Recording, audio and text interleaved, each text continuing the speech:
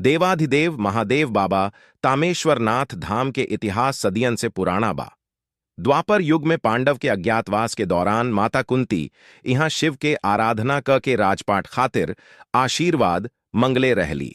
राजकुमार सिद्धार्थ यहाँ वलकल वस्त्र त्याग के मुंडन करावे के पश्चात तथागत बनले। धाम के इतिहास हजारों वर्ष पुराण बा।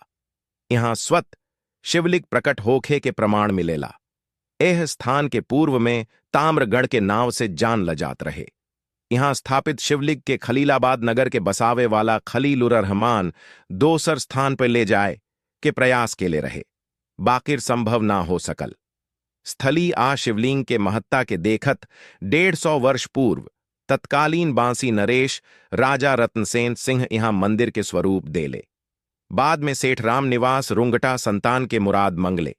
संतान प्राप्ति के बाद मंदिर बनवा देले।